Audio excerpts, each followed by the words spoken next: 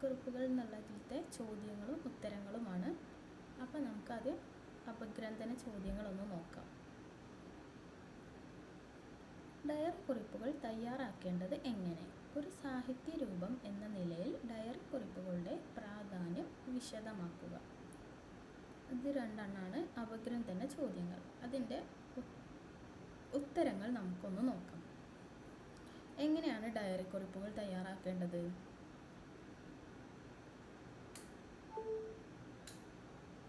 എങ്ങനെയാണ് ഒരു ഡയറി കുറിപ്പ് തയ്യാറാക്കുക?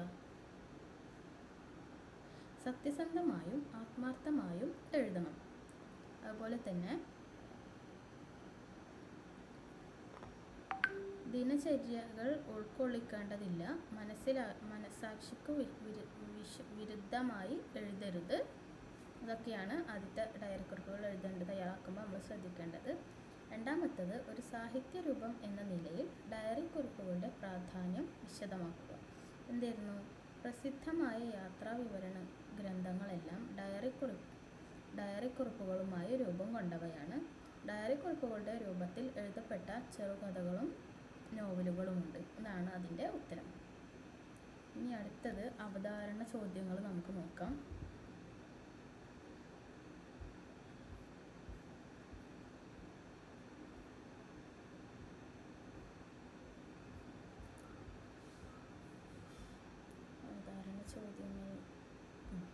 ഒന്നാമത്തത്, ഡയറി കുറിപ്പുകൾ തയ്യാറാക്കുമ്പോൾ ആദ്യമായി ശ്രദ്ധിക്കേണ്ടത്. രണ്ടാമത്തത്, ഡയറി എഴുതുന്നതിന് ഉചിതമായ സമയമേത്? ഒന്നാമത്തെ ഉത്തരം, ആദ്യമായി ശ്രദ്ധിക്കേണ്ടത് ഡയറി കുറിപ്പുകളുടെ സ്വകാര്യതയാണ്. ഡയറി എഴുതുന്നതിന് ഉചിതമായ സമയമേത്? രാത്രി കിടക്കുന്നതിന് മുമ്പ് മരണ വീട്ടിൽ പോയി പിന്നീട് തിരുവനന്തപുരത്തെത്തി MN എന്നറിയപ്പെടുന്ന ആളെ കണ്ടു. മൂന്നാമത്തെ ചോദ്യത്തിൻ്റെ ഉത്തരമാണ് നമ്മൾ പറഞ്ഞത്. 1984 നവംബർ 15 എഴുതിയ ഡയറി കുറിപ്പുകളിൽ രേഖപ്പെടുത്തിയിട്ടുള്ള പ്രധാന സംഭവങ്ങൾ എഴുതുക. മരണ വീട്ടിൽ പോയി പിന്നീട് തിരുവനന്തപുരത്തെത്തി MN എന്നറിയപ്പെടുന്ന ആളെ കണ്ടു. ഇതാണ് അതിൻ്റെ ഉത്തരങ്ങൾ. മനസ്സിലായല്ലോ? ഇനി നമുക്ക് അടുത്തത് 7ാമത്തെ ഒരു കവിതയാണ്. ഈ പാഠത്തിൻ്റെ പേരെന്ന് പറയുന്നത് സീതാ സ്വയംവരം. സീതാ സ്വയംവരം എന്നാണ് കവിതയുടെ പേര്. ഇത് എഴുതിയിരിക്കുന്നത് നമുക്ക് എല്ലാവർക്കും പ്രിയപ്പെട്ട എഴുത്തച്ഛനാണ്. ഇത് എഴുതിയിരിക്കുന്നത് 16ാം നൂറ്റാണ്ടിൽ ജീവിച്ചിരുന്ന എഴുത്തച്ഛനാണ്. തുഞ്ചൻ പറമ്പിൽ തിരൂരിനടുത്ത്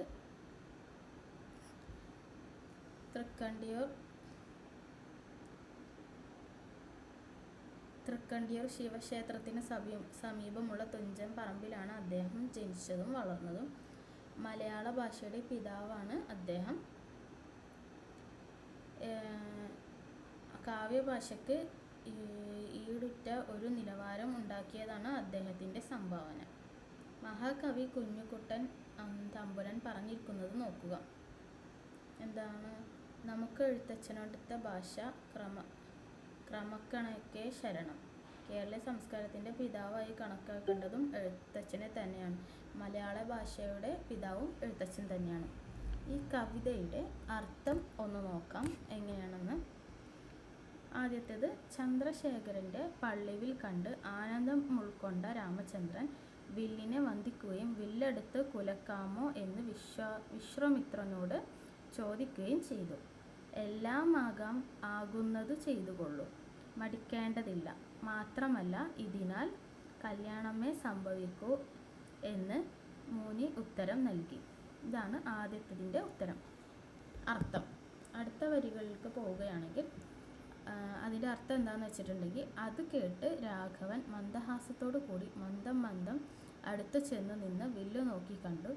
ജ്വലിക്കുന്ന തേജസ്സോടെ വേഗത്തിൽ വില്ലെടുത്ത് കുലച്ചുവെന്നു മാത്രമല്ല നിഷ്പ്രയാസം ഒടിക്കുകയും ചെയ്തു. 14 ലോകങ്ങളിലും അതിൻ്റെ ശബ്ദം മറ്റൊലിക്കൊള്ളുകയുണ്ടായി. ജനം വിസ്മയിച്ചു. അടുത്ത വരികളുടെ അർത്ഥം എന്താണെന്ന് വെച്ചിട്ടുണ്ടെങ്കിൽ, വില്ലു മുറിഞ്ഞപ്പോൾ ഉണ്ടായ ശബ്ദം ഇടിവെട്ടുന്നത് പോലെ ഭയങ്കരമായിരുന്നു. ആ ഒച്ച കേട്ട് രാജാക്കന്മാർ ഉരകങ്ങളെ പോലെ നടുങ്ങി. മൈഥിലി പേടമയിലിനെ പോലെ സന്തോഷം പൂണ്ടു. കൗശികനും ചേതസ്സിൽ കൗതുകമുണ്ടായി. സീതയെ പരിചാരികന്മാരും അമ്മമാരും ചേർന്ന് നന്നായി അണിയിച്ചൊരുക്കി. ഇനി അടുത്ത ലൈനിൻ്റെ അർത്ഥം നോക്കാം. മംഗളകരമായ മഞ്ഞൾ കൂറിയണിഞ്ഞ മനോഹരിയായി മൈഥിലി സ്വർണഭൂഷണങ്ങളും അണിഞ്ഞ് സ്വർണമാലയും കയ്യിലെടുത്ത് ആദരത്തോടും ലജ്ജയോടും വിനയത്തോടു കൂടി പതുക്കെ പതുക്കെ അർണോജനേത്രൻ്റെ അടുക്കൽ വന്നു നിന്നു. വിടർന്ന കണ്ണുകളോടെ അവളെ നോക്കി നിൽക്കുന്ന ശ്രീരാമനെ സീത ആദ്യം നേത്രാൽപ്പലമാലയും പിന്നീട് വരണമാല്യവും അണിയിച്ചു. ഇവിടെ നമുക്ക് അപഗ്രഥന ചോദ്യങ്ങൾ ഒന്ന് നോക്കാം. ഇതൊക്കെയാണ് ഇതിൻ്റെ അർത്ഥം, ഈ കവിതയുടെ അർത്ഥമെന്ന് പറയുന്നത്. നമുക്ക് അപഗ്രഥന ചോദ്യങ്ങൾ ഒന്ന് നോക്കാം.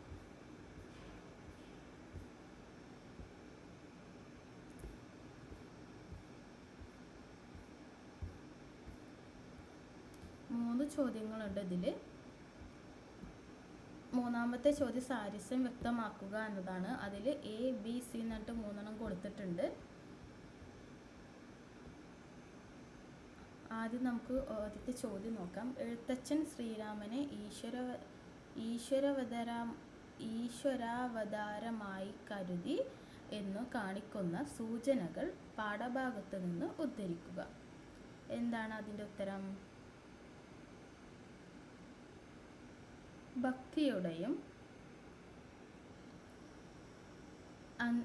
ആധ്യാത്മിക ചിന്ത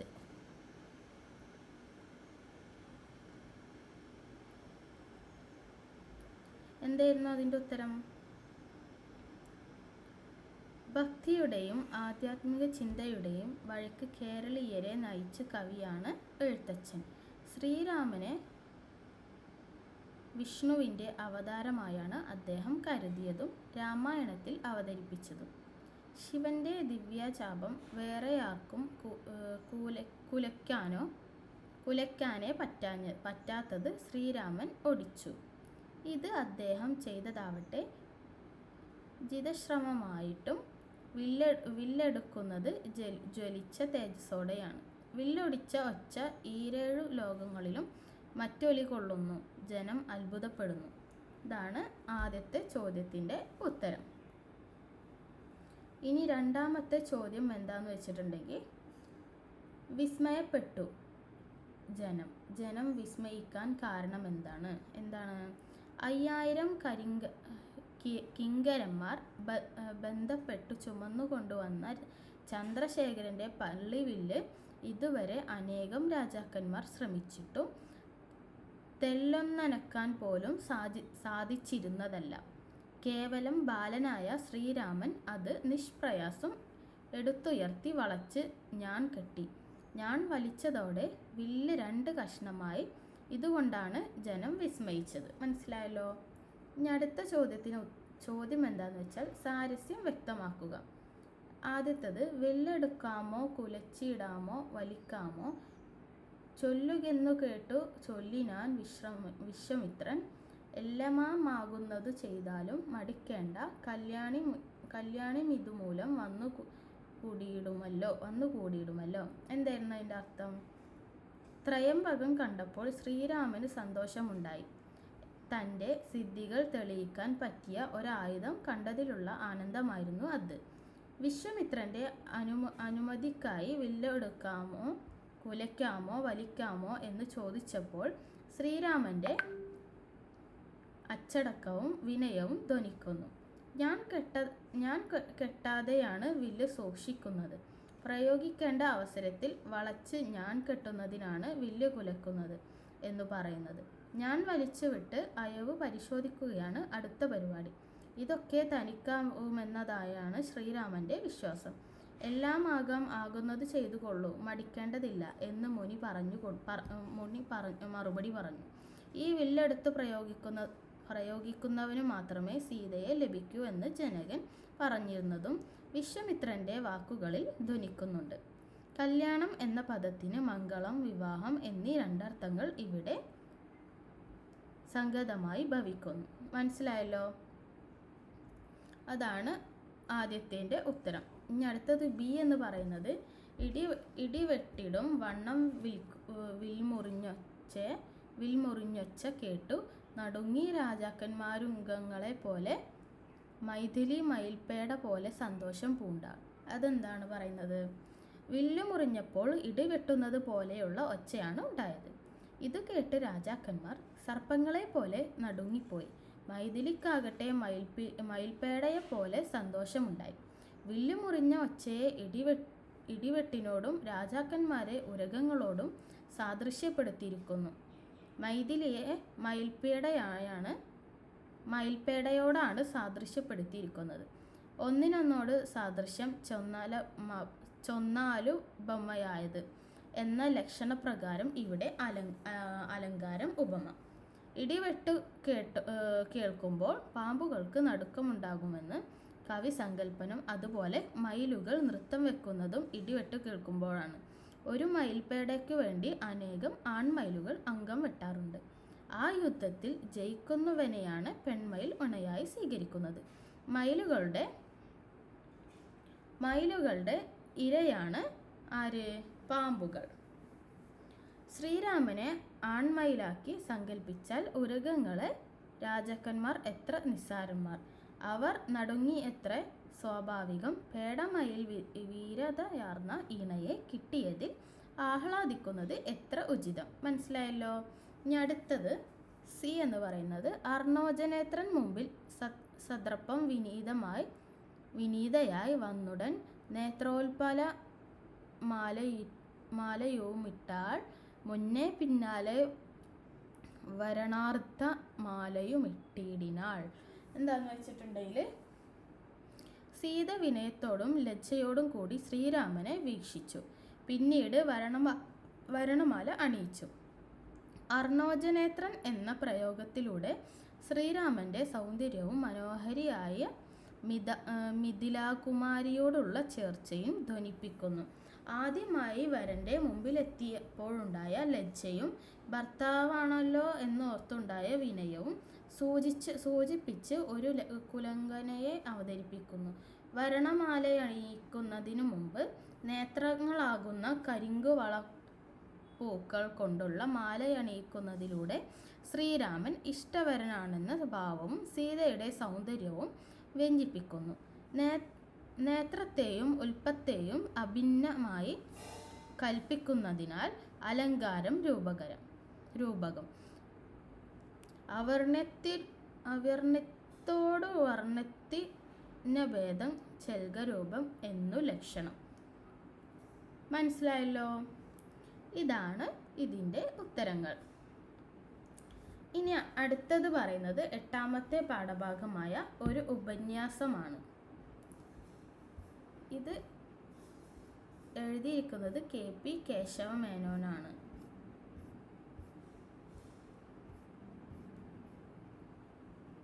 KP കേശവമേനോൻ്റെ കുടുംബജീവിതം എന്ന ഒരു ഉപന്യാസത്തെയാണ് നമ്മൾ നോക്കാൻ പോകുന്നത്. ചിന്തകൻ, പണ്ഡിതൻ, രാജതന്ത്രജ്ഞൻ, സാഹിത്യകാരൻ എന്നീ നിലകളിൽ പ്രസിദ്ധനായ KP കേശവമേനോൻ്റെ ജീവിത ചിന്തകൾ എന്ന ഉപന്യാസ ഗ്രന്ഥത്തിൽ നിന്ന് എടുത്തു ചേർത്ത ലേഖനമാണ് കുടുംബജീവിതം. 1986 മുതൽ 1979 വരെയുള്ള 93 വർഷത്തെ സുദീർഘമായ കുടുംബജീവിതം സന്തോഷപൂർണ്ണമാക്കുന്ന ഘടകങ്ങൾ നിർണയിക്കുന്നുണ്ട്. മനസ്സിലായല്ലോ. അപ്പോൾ നമ്മൾ പറയാൻ പോകുന്നതാണ് കുടുംബജീവിതം. കുടുംബജീവിതത്തെക്കുറിച്ചാണ് ഇപ്പോൾ പറയാൻ പോകുന്നത്. നിങ്ങൾക്ക് ഏറ്റവും ഇഷ്ടമുള്ള സ്ഥലം ഏതാണെന്ന് ചോദിച്ചാൽ അത് നമ്മുടെ കുടുംബമാണ്, അല്ലേ? ഇനി മറ്റുള്ളവർക്ക് വേണ്ടി ജീവിക്കുന്നതിൻ്റെ ആനന്ദം ആദ്യമായി അറിയുന്നത് കുടുംബത്തിൽ നിന്നാണ്. അതായത് ഒരു ഭിന്ന രുചിക്കാരായവർ ഒന്നിച്ചൊരു സ്ഥലത്ത് സ്വൈര്യമായി പാർക്കണമെങ്കിൽ അവിടെ സഹിഷ്ണുത മാത്രമല്ല, സ്നേഹം, അതുപോലെ തന്നെ വാത്സല്യം, ത്യാഗം, സേവനം, ഇതെല്ലാം അവിടെ ആവശ്യമായുണ്ട്. ലോകത്തിലെ ഏറ്റവും വലിയ ത്യാഗിനിയാണ് മാതാവ്. തൻ്റെ മക്കൾക്ക് വേണ്ടി എന്ത് കഷ്ടത അനുഭവിക്കുകയും അതുപോലെ തന്നെ എന്ത് ത്യാഗം ചെയ്യുവാനും അവർ തയ്യാറാവുകയാണ്. വിട്ടുവീഴ്ചക്ക് തയ്യാറാവാതിരുന്നാൽ ഒരു പക്ഷേ നമുക്ക് ജീവിതം തന്നെ ദുസ്സഹമായി തീരും. ഇനി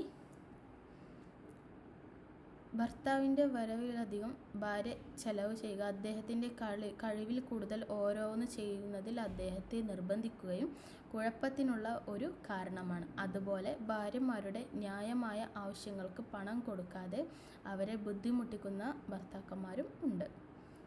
നിസ്സാര സംഗതിക്ക് ദേഷ്യപ്പെടുന്നത് പലപ്പോഴും വലിയ കലഹത്തിന് കാരണമായി തീരുന്നുണ്ട്. ഗൃഹത്തിൽ സൗഖ്യവും സമാധാനവും ഉണ്ടാക്കുന്നത് നാം ശ്രമിക്കുന്നുണ്ടോ എന്നതാണ് ചോദ്യം.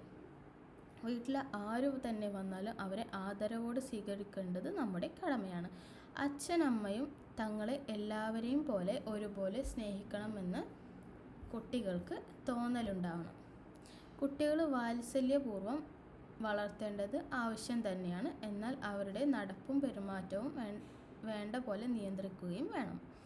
മനുഷ്യർ തമ്മിലുള്ള പ്രാഥമിക ബന്ധം ആരംഭിക്കുന്നത് കുടുംബത്തിൽ നിന്നാണ് തുടങ്ങിയ എല്ലാ പ്രധാനപ്പെട്ട ഒട്ടേറെ പോയിന്റുകളാണ് ഈ അധ്യായത്തിൽ പറയുന്നത്.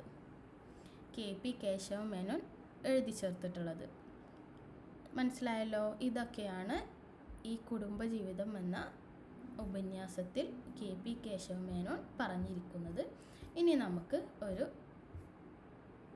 ചോദ്യോത്തരങ്ങൾ നോക്കാം. അപഗ്രഥന ചോദ്യങ്ങൾ നമുക്ക് നോക്കാം.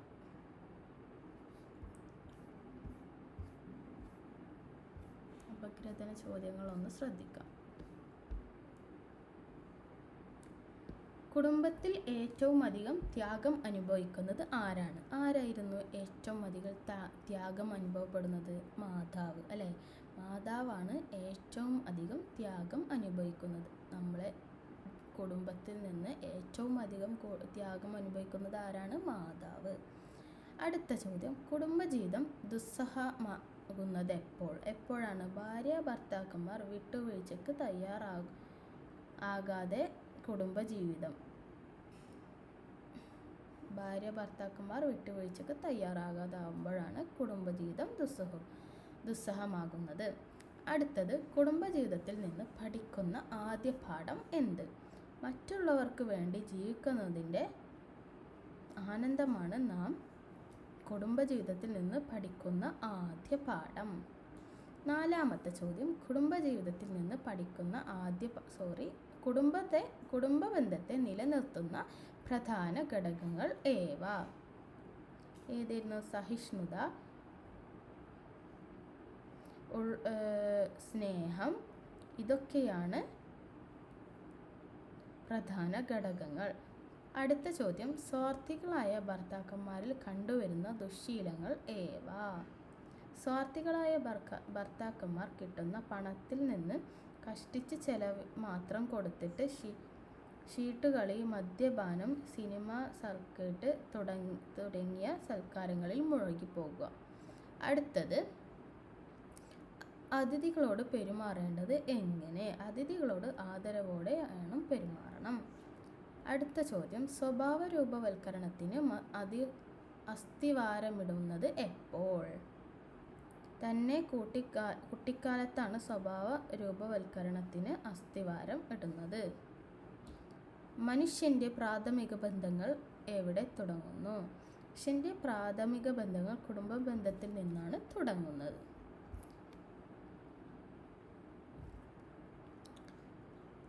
അടുത്ത ചോദ്യം, 9ാമത്തെ ചോദ്യം, കുടുംബജീവിതത്തിൽ താളപ്പിഴകൾ ഉണ്ടാകുന്ന സാഹചര്യം ഏത്? ഭാര്യ ഭർത്താക്കന്മാർ പരസ്പരം അറിഞ്ഞു പെരുമാറാതെ വരുമ്പോഴാണ് കുടുംബ ബന്ധത്തിൽ എന്തുണ്ടാകുന്നത്? താളപ്പിഴകൾ ഉണ്ടാകുന്നത്. അടുത്ത ചോദ്യം, കുഞ്ഞുങ്ങളെ വളർത്തേണ്ടത് എങ്ങനെയാണ് കുഞ്ഞുങ്ങളെ വളർത്തേണ്ടത്?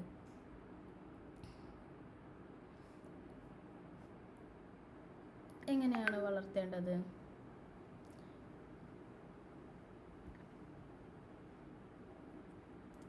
കുഞ്ഞുങ്ങളെ വാത്സല്യപൂർവ്വം വേണം വളർത്തണം. അവരുടെ നടപ്പും നല്ല പെരുമാറ്റവും ശ്രദ്ധിക്കണം. പെരുമാറ്റ രീതികൾ സൂക്ഷിക്കണം. തെറ്റുകൾ ചൂണ്ടിക്കാട്ടി വാത്സല്യപൂർവ്വം തിരുത്തണം. കുഞ്ഞായിരിക്കുമ്പോൾ തന്നെ സ്വഭാവ രൂപവൽക്കരണത്തിന് അസ്ഥിവാരമിടുകയും വേണം. മാതാപിതാക്കൾ തമ്മിലുള്ള സ്വരച്ചേർച്ചയില്ലായ്മ ഒരിക്കലും കുഞ്ഞുങ്ങൾ അറിയരുത്.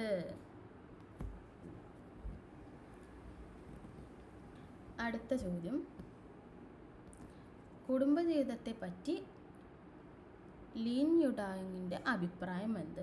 മനുഷ്യൻ തമ്മിലുള്ള ബന്ധത്തിൻ്റെ ഏറ്റവും സ്വാഭാവികവും പ്രകൃതിന്യസൃതവുമായ ബന്ധം കുടുംബത്തിലുള്ളവർ തമ്മിലുള്ള ബന്ധമാണ്. ആ ബന്ധം വിജയമാക്കി തീർക്കുവാൻ സാധിക്കാത്ത ഒരാൾക്ക് ജീവിതത്തിലെ മറ്റു രംഗങ്ങളിൽ വിജയം നേടുവാൻ പ്രയാസമായിരിക്കും. അടുത്ത ചോദ്യം, വീടും കുടുംബവും തമ്മിലുള്ള വ്യത്യാസം എന്താണ്? വീട് എന്നത് താമസിക്കാൻ വേണ്ടി കെട്ടിയുണ്ടാക്കിയ കെട്ടിടം മാത്രമാണ്. ഗൃഹാംഗങ്ങൾ സഹവർത്തിത്വത്തോടെ അതിൽ കഴിയുമ്പോഴേ അതൊരു കുടുംബമാവുകയുള്ളൂ. 13 എന്ന് പറയുന്നത്, കുടുംബജീവിതം ആദർശപൂർണ്ണമാക്കാൻ ശ്രദ്ധിക്കേണ്ട കാര്യങ്ങൾ ഏത്? വീട് മനുഷ്യൻ്റെ ഏറ്റവും വിലപ്പെട്ട അഭയകേന്ദ്രമാണ്. ആനന്ദത്തിൻ്റെ ഉറവിടമാണ്. ഭാര്യയും ഭർത്താവും മക്കളും രഞ്ജിപ്പോടെ കഴിയുന്ന കുടുംബത്തിലെ സൗഖ്യമുണ്ടാവുകയുള്ളൂ. ഭാര്യ ഭർത്താക്കന്മാർ വിട്ടുവീഴ്ചയോടെ നിസ്വാർത്ഥയും സ്നേഹപൂർണ്ണമായ ജീവിതം നയിക്കുന്നിടത്തെ സമാധാനം ഉണ്ടാവുള്ളൂ. കുട്ടികൾക്ക് അവർ മാതൃകയാവണം. മാതാപിതാക്കന്മാർ തമ്മിലുള്ള പൊരുത്തക്കേടുകൾ കുഞ്ഞുങ്ങൾ അറിയാനിടയാവരുത്. കുട്ടികളിൽ സ്വഭാവത്തിൻ്റെ വിത്തുകൾ കുഞ്ഞിലെ തന്നെ നട്ടുവളർത്തണം. അടുത്തത്, അർത്ഥവ്യത്യാസം വ്യക്തമാക്കുക. അതിൻ്റെ ഉത്തരം, രണ്ടാമത്തെ വാക്യത്തിന് മറ്റൊരിടത്തും ഇഷ്ടപ്രകാരം ചെയ്യാനുള്ള സൗകര്യമില്ല എന്നൊരു വിശേഷാർത്ഥമുണ്ട്. അവിടെ ഇഷ്ടപ്രകാരം എന്തു ചെയ്യാനുള്ള സൗകര്യം നമുക്കുണ്ടെന്ന് അവിടെയാണ് ഇഷ്ടപ്രകാരം എന്തു ചെയ്യുവാനുള്ള സൗകര്യം നമുക്കുണ്ടാകുന്നത്. അതിൻ്റെ ഉത്തരമാണ് പറഞ്ഞത്. രണ്ടാമത്തെ വാക്യത്തിന് മറ്റൊരിടത്തും ഇഷ്ടപ്രകാരം ചെയ്യുവാനുള്ള സൗകര്യമില്ല എന്നൊരു വിശേഷാർത്ഥം ഉണ്ട്. അപ്പോൾ ഇതൊക്കെയാണ് നമ്മൾ ഇതിൽ ഡിസ്കസ് ചെയ്തത്. മനസ്സിലായെന്ന് വിചാരിക്കുന്നു.